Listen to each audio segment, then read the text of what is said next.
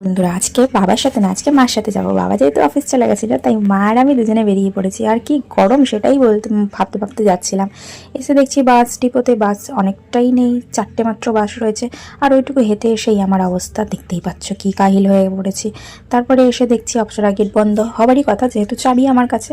এসে এন্ট্রিটা করে নিয়েছি, তারপরে কাজবাজ করে খেতে গিয়েছিলাম পার্লেজি। আমার খুব ফেভারিট এটা একটা লাঞ্চ।